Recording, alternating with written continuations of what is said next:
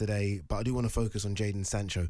Look, relations between Sancho and Erik Ten Hag are strained. We know that.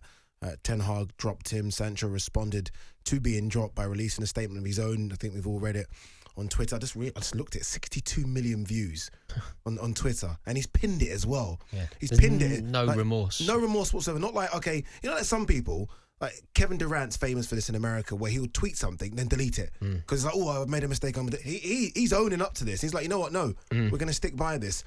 What have you made of this Jadon Sancho, I'm going to say versus Ten Hag thing now, because it does look like it's one against each other? I think you're right. I think it has now become a slightly... I think it's a war of attrition. I think that there's animosity between the two.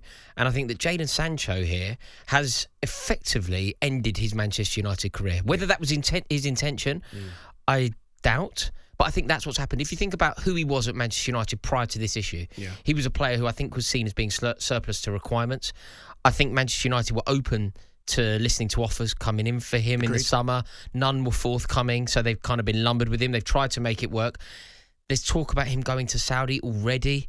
So who he was prior to this issue was a player who wasn't exactly lighting up Old Trafford. No. Yeah, it wasn't like Ten Hag was thinking he's one of my superstars, and sometimes you've got to accommodate a superstar. Exactly. Right? You take the good and the bad. There's been no good. So you're definitely not going to accept the bad. And lest we forget as well, last season, when he gave him time off, like there's a lot of talk about his sort of mental health and sort of stress and depression, and he gave him like 2 or 3 months off. That's the other thing. I think that's really important to acknowledge as well, because Erik Ten Hag, whatever you think of this debate, it's very important to remember that Erik Ten Hag bent over backwards to accommodate Jadon Sancho. Giving a player time off during the season is unheard of. Yeah, it's crazy. It's not something I've ever been aware of. So the fact that Erik Ten Hag was prepared to do that in order to cultivate a good relationship with Jadon Sancho and give him the ability to find himself again and hopefully find form, I think that would have been the motivation. When Erik Ten Hag spoke about Jadon Sancho and suggested that the training wasn't going as well as it could have done, I'm afraid that is the correct outcome. You know, if a manager says you aren't training well, you don't have the right to say, actually, I am. Because it's a manager's appraisal that counts. Yeah. If a manager tells you you are not doing things correctly, the manager is right. Sometimes the manager is correct. And regardless of what's going on, regardless of your feelings on that, the manager deserves respect. I'll give you a very good example of this. There was a manager at Chelsea very recently who I had no time, respect or love for, Maurizio Sarri. I wanted him out of Chelsea. I didn't like the way he conducted himself. I didn't like the way he was on the touchline. I didn't like the way Chelsea were playing. I didn't like him as Chelsea manager. He had an issue with Kepa Arrizabalaga at Wembley against Man City in the cup final. That was crazy. I totally back Sarri over that. 100%. Because Maurizio Sarri is the Chelsea manager, and whether or not I liked him as Chelsea manager, the office of Chelsea manager needs to be respected, and that is the courtesy that I would extend to Ten Hag. If Ten Hag says you aren't training correctly, if Ten Hag says I want more from you in training, your only answer to that is, okay, I'll do more. Okay, I'll try harder. Okay, I'll give you more. You don't go, actually, mate, I'm doing all right. Actually, I'm doing fine. You're wrong. Who on earth do you think you are? And do you know when he says, this is the important thing to acknowledge as well. You know when Sancho says, he says, do not believe everything you read. It's important to actually strip that down and study what he's saying there. He's not saying don't believe everything you read. He's saying don't believe my manager. That's what he's saying. He's saying do not believe my manager, and if therefore because he's not responding to YouTubers or anyone else or us on the media. He's responding to his manager. By extension, he's saying my manager's a liar. Yeah, my manager is lying. I'm playing well. I'm training hard, and he may think he is, but let's face it. There's been issues everywhere he's gone. There were issues at Dortmund. You know, I think he was like famously late. There were issues at Man City when he was young. There were issues when Gareth Southgate didn't pick him for an England game. Yeah, and he had a bit of a rant. Punctuality has been an issue, something that we've heard of a lot. And this is the problem. Look, I know people that kind of know of him, and sometimes I get the message like, "Ade, you're not telling the full story," and I'm like, I can only respond to what you do on the pitch. If Jadon Sancho was doing it on the pitch like I expected him to, like the guy we saw at Dortmund, then my argument would be, okay, I'm going to defend him here because when he's on the pitch, he delivers. Yeah. He's not delivered. And then the other thing is as well to remember, you know when Erik Ten Hag has made these bold decisions before. Yeah. Like I think he did it to Garnacho last year pre-season. Garnacho was late. Erik Ten Hag was totally unforgiving, and Garnacho was dropped from a game. Garnacho probably thought that was out of order, but he got his head down, he worked hard, he didn't come out publicly and ultimately got his place back in the team. Then, I think Erik Ten Hag made a very good decision, although it could have backfired, he made a very good decision, sound decision and correct decision when he dropped Marcus Rashford. I remember Manchester United went away to Wolves and Marcus Rashford was in some really good form there. Yeah. Rashford was late. He missed the team meeting by 1 minute. Dropped. Got dropped. Got dropped. On the bench. Then, by the way, on the bench, came on, scored the winner. Yeah. So you can use it. And I think Garnacho, who was dropped earlier. Rashford acknowledged getting dropped and said it was the right thing. Remember when he came and did in the interview after, he acknowledged that it was the right thing to be dropped. And it would have made Garnacho feel good, because when Garnacho was dropped in pre-season, he would have then seen Rashford dropped, who was the best player in the club at the time, and gone, okay, fair. Everybody's playing by the same rules here. Yeah. He didn't turn a blind eye to Rashford being late, which would have annoyed Garnacho. Everybody dealt the same hand effectively, which I think is correct. And that's the thing about Ten Hag. It's not like, Sancho can, point the finger and say he's only doing this to me.